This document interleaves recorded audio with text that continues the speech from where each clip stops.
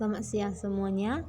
Saya Kaisata Astrina baru tambah dengan NIM 3203131067 akan menjelaskan tentang materi penginderaan jauh non fotografik sistem satelit. Yang pertama itu penginderaan jauh. Pengertian dari penginderaan jauh. Penginderaan jarak jauh adalah pengukuran atau akuisisi data suatu objek atau fenomena oleh sebuah alat yang tidak secara fisik melakukan kontak dengan objek tersebut atau dari jarak jauh, misalnya dari pesawat luar angkasa, satelit, dan kapal.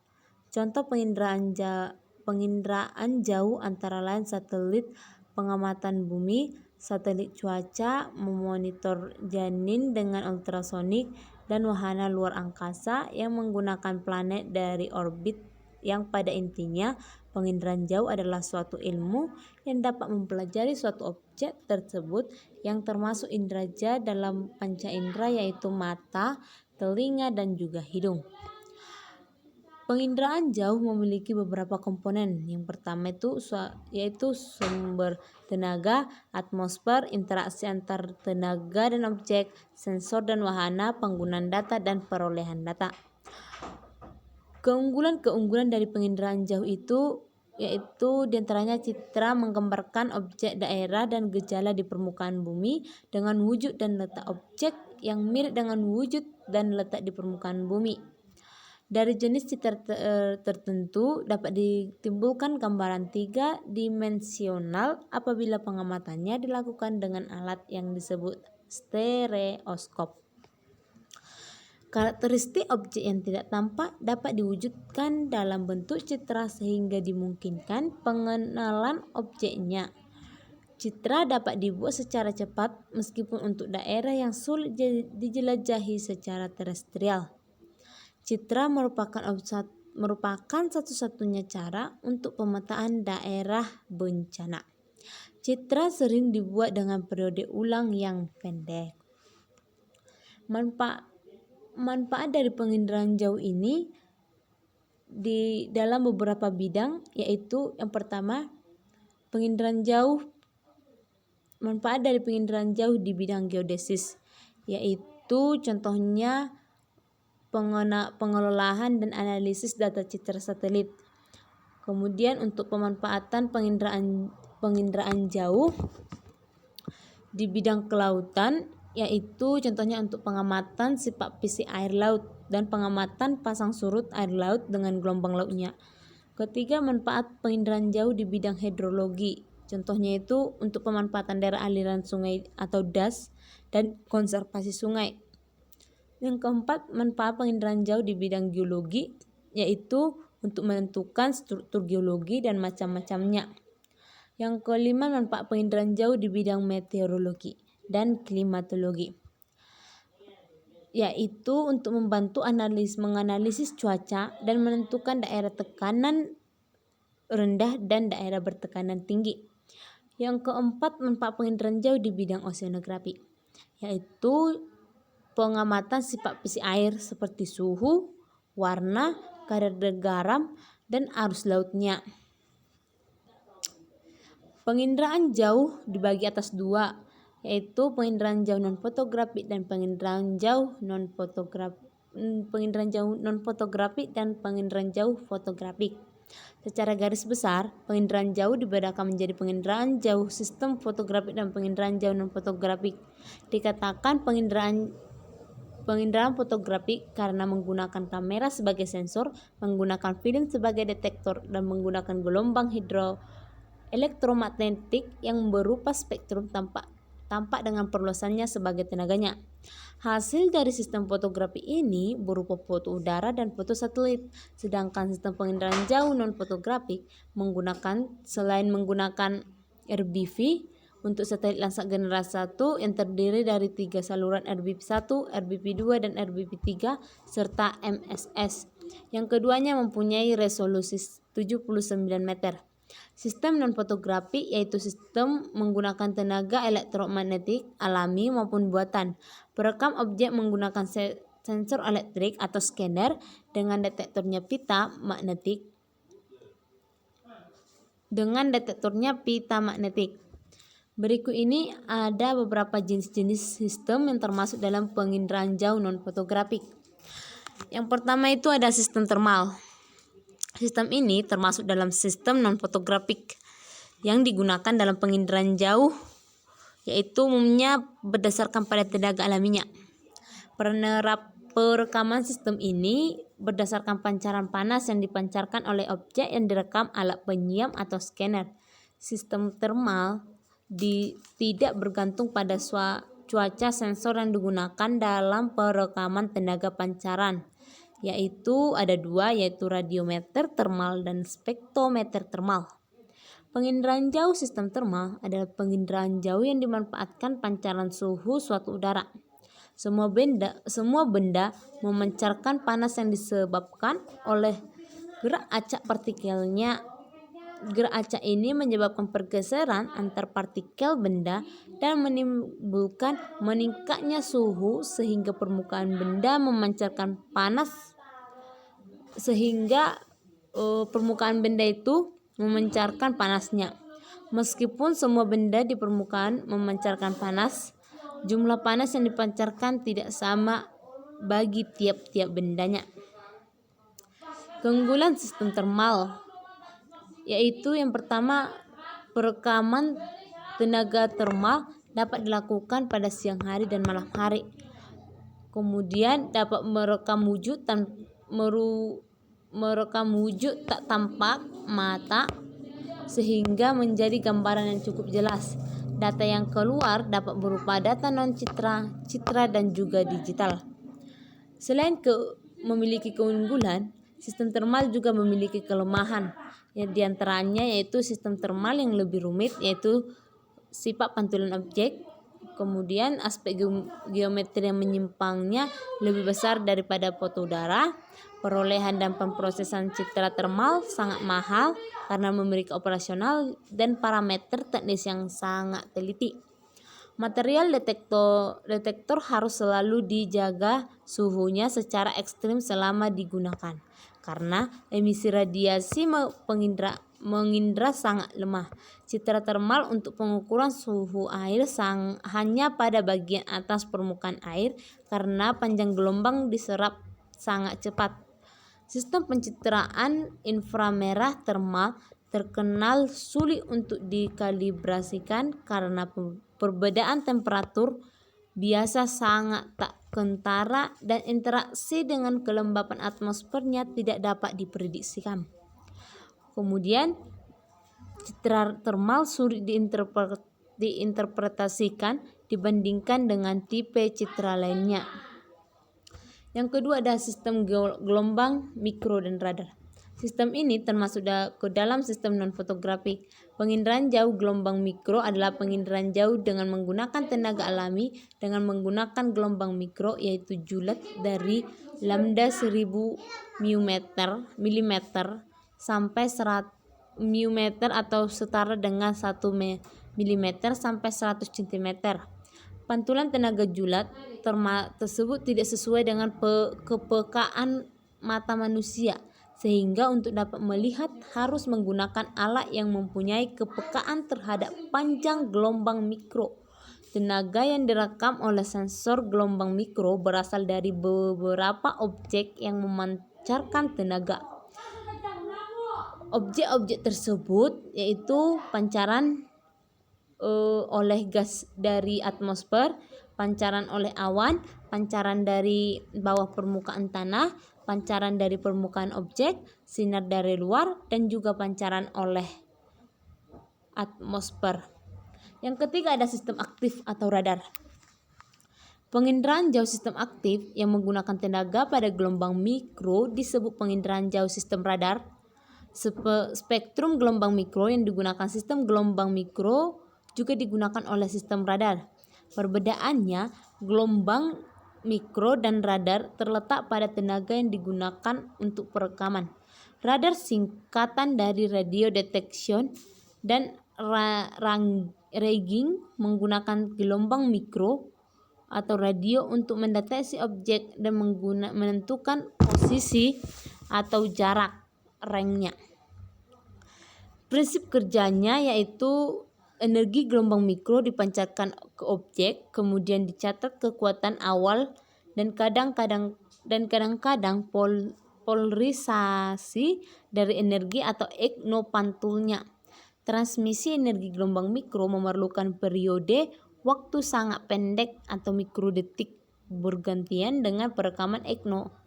Jarak antara transmitter dan objek dapat ditentukan dari waktu kembali atau return time signal ECNO. Signal radar dapat ditransmisikan pada selang panjang gelombang dengan menggunakan lebar kanal standar atau saluran-saluran dan spesifikasi. Yang keempat itu ada sistem satelit. Satelit merupakan suatu objek yang beredar di ruang antariksa dan mengelilingi bumi, yang memiliki fungsi sebagai stasiun radio dan menerima serta memancarkan atau memantulkan kembali atau menerima dan memproses serta memancarkan kembali sinyal komunikasi radio. Karena fungsinya untuk mengirimkan informasi dari satu titik di bumi ke satu atau lebih titik lainnya, satelit berfungsi sebagai refraktor frekuensi radio. Sistem ini termasuk ke dalam sistem non-fotografi. Penginderaan jauh sistem satelit mempunyai kesamaan dengan sistem fotografi termal dan mikro. Perbedaannya hanya terletak pada wahana yang digunakan. Satelit diluncurkan mengikuti rotasi bumi. Setiap 18 kali satelit merekam wilayah yang sama. Biaya menggunakan sistem satelit ini cukup murah, hanya saja proses pembuatan satelitnya yang tersebut yang terbilang cukup mahal. Penginderaan jauh pada satelit tentunya menggunakan satelit sebagai kendaraan untuk membawa sensor dalam rangka penginderaan jauh pada ketinggian ratusan hingga ribuan kilometer. Penginderaan jauh dengan satelit bersifat otomatis dengan sistem orbit sinkronos, pemotretan teratur, pengiriman data secara elektronik, dan analisis data secara digital. Penginderaan jauh non-fotografi sistem satelit. Alat penginderaan jauh dapat memperoleh data baik dengan cara fotografis maupun elektronis. Sensor fotografis memanfaatkan reaksi kimia pada lapisan emulsi pada film untuk mendeteksi, menyimpan, dan memperagakan variasi-variasi energi di dalam suatu pemandangan. Sensor-sensor elektronik menimbulkan pulsa-pulsa listrik yang sesuai dengan variasi energi dalam suatu pemandangan.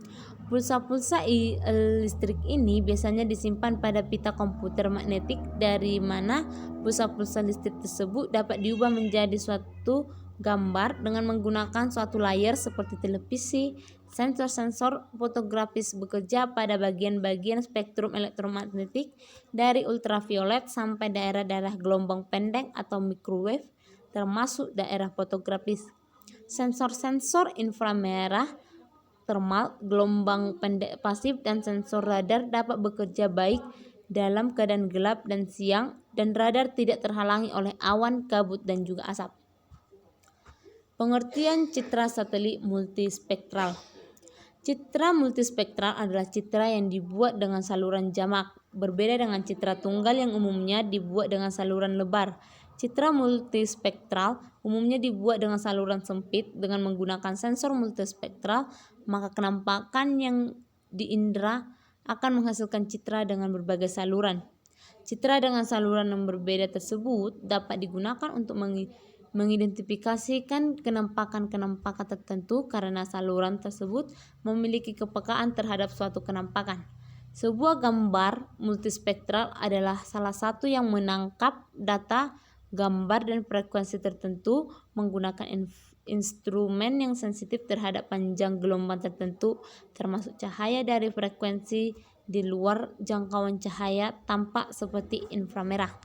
Dalam teknologi satelit dikenal beberapa tipe satelit yang merujuk pada daerah bobot satelitnya. Mengacu pada penggolongan satelit berdasarkan beratnya, maka golongan satelit kecil adalah satelit yang memiliki bobot sehingga 1000 kg dan golongan satelit besar adalah yang memiliki bobot di atas 1000 kg. Tren pengembangan teknologi satelit hingga 10 tahun ke depan adalah pengembangan satelit yang menerapkan teknologi miniatur station dan teknologi microwave, microelectric mechanical system atau MEMS yang memungkinkan meningkatkan kapabilitas dan kemampuan penerapan aplikasi dan operasional kelas satelit kecil. Meningkatkan fungsi aplikasi satelit mikro atau mikrosatelit, sistem optik yang kompak pada satelit kecil, sensor yang dapat digunakan pada satelit pico, peningkatan kecepatan data dengan menggunakan directional antena, penggunaan konstelasi satelit nano untuk komunikasi, dan sistem on-board yang handal dengan menggunakan komponen komersial off-the-shelf. Satelit sumber daya alam. Satelit sumber daya alam adalah satelit yang berfungsi untuk memetakan dan juga untuk menyelidiki sumber-sumber alam yang ada di bumi bagi kepentingan pertambangan, perikanan, pertanian, dan lain sebagainya yang akan membantu memenuhi ruang publik untuk kehidupan.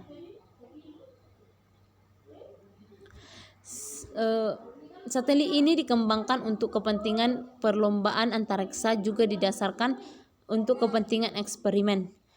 Satelit sumber daya alam dibedakan atas dua menurut generasinya. Yang pertama itu satelit sumber daya alam generasi pertama, yaitu setelah keberhasilan misi satelit berawak, NASA dan Departemen Dalam Negeri Amerika Serikat mengembangkan seri satelit sumber daya bumi. Kemudian satelit sumber daya alam generasi kedua, yaitu yang termasuk satelit sumber daya bumi generasi kedua ialah satelit Landsat 4, Spot Marine Observation Satellite, Earth Resource Satellite. Satelit generasi ini merupakan kelanjutan dari satelit generasi pertama, hanya waktu peluncuran yang berbeda. Satelit generasi kedua adalah Landsat 4 dan 5. Yang kedua ada satelit yang menggunakan spektrum inframerah termal. Ada dua satelit sumber daya yang menggunakan saluran inframerah termal, yaitu satelit Landsat dan satelit Head Capacity Mapping Mission. Pada satelit ini, bukan satelitnya yang mengalami perubahan atau perbaikan, tetapi pada satelit-satelit tertentu yang dilengkapi dengan spektrum inframerah termal. Satelit yang menggunakan spektrum inframerah termal yaitu pada satelit 3, 4, dan 5, yang artinya bahwa satelit ini dipasang sensor inframerah termal. Pada satelit Landsat hanya menggunakan satu saluran dengan panjang gelombang 10,40 μm hingga 12,50 μm dengan resolusi 120 meter. Satelit yang termasuk periode ini adalah satelit Head Capacity Mapping Mission atau HCMM. Satelit ini satelit NASA yang diluncurkan dasar penginderaan jauh 82 pada tanggal 26 April 1978 dengan ketinggian orbit 620 km di atas permukaan bumi. Yang ketiga ada satelit yang menggunakan spektrum gelombang mikro. Satelit yang menggunakan spektrum gelombang mikro adalah satelit kelautan seasat dan satelit sumber daya bumi ERS yang dilengkapi dengan radar SAR. SEASAT dirancangkan untuk mengamati sumber daya laut dan SEASAT merupakan satelit eksperimen. SEASAT diluncurkan pada tanggal 26 Juni 1978 dengan ketinggian orbit 800 km di atas permukaan bumi. Pada penelitian digunakan dua sensor. Yang pertama, sensor yang digunakan untuk pemantauan daratan dan yang kedua sensor yang digunakan untuk pemantauan lautan. Tujuan dari peluncuran satelit radar dasar radar SAT adalah untuk pemetaan es, khususnya daerah yang dekat pengeboran minyak lepas pantai Kanada Utara. Selanjutnya ada satelit cuaca, yaitu satelit cuaca dikembangkan terlebih dahulu daripada satelit sumber bumi. Pengembangannya untuk pengumpulan data cuaca oleh Amerika Serikat dimulai dengan peluncuran satelit Vanguard dan Explorer pada tahun 1959. Penggunaan utama satelit cuaca ialah untuk studi cuaca dan untuk perakiraan cuaca berjangka pendek, yaitu untuk beberapa jam atau beberapa hari.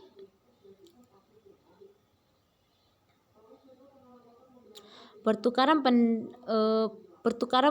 pendapat oleh beberapa ahli yang membuahkan kesepakatan untuk mempergunakan ruang angkasa luar bagi kerjasama di dalam meteorologi, survei geomagnetik, lingkup dunia, dan telekomunikasi satelit.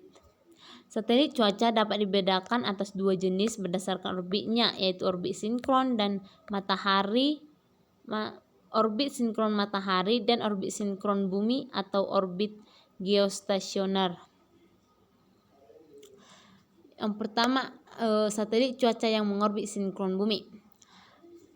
TIROS atau NOAA, seri satelit TIROS atau NOAA dikelola oleh National Oceanic and Atmospheric Administration. Generasi pertama satelit ini disebut Television and Infrared Observation Satellite atau TIROS, yang beroperasi sejak bulan April 1960 hingga bulan Juli 1966. Satelit ini mengalami modifikasi untuk perbaikan kualitas citranya. Sebagai akibatnya, maka nama satelit juga diubah menjadi infrared. Yang kedua, satelit yang mengorbit geostasioner, satelit GOES. Ada dua GOES yang dikelola oleh NASA, yaitu GOES Barat dan GOES Timur. GOES Barat meliput daerah Amerika Serikat bagian barat dan lautan Pasifik, sedangkan GOES Timur meliputi daerah Amerika Serikat bagian timur dan lautan Atlantik. Satelit ini dilengkapi dengan dua sensor, yaitu satu sensor merekam dengan saluran merah dan sensor lainnya merekam dengan saluran inframerah termal. Selanjutnya ada satelit telekomunikasi. Satelit ini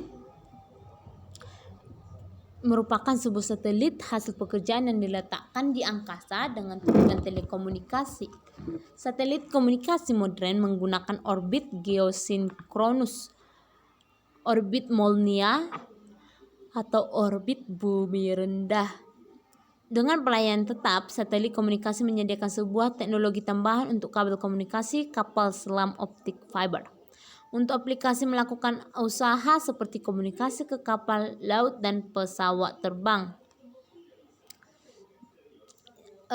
Jenis-jenis satelit komunikasi ini yaitu ada 4 yang jenis-jenis dari satelit komunikasi ini, antaranya yang pertama Low Earth Orbit atau LEO. Yang kedua Middle Earth Orbit atau MEO. Yang ketiga adalah Geostationary Earth Orbit atau GEO. Yang keempat yaitu Highly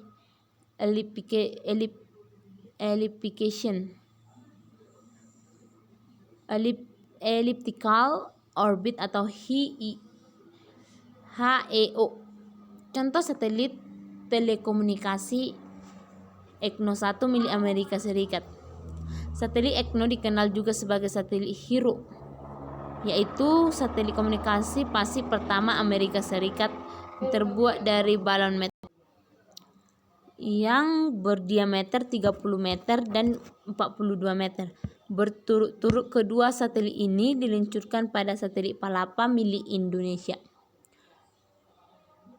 Demikianlah materi mengenai penginderaan jauh dari saya. Sekian dan terima kasih.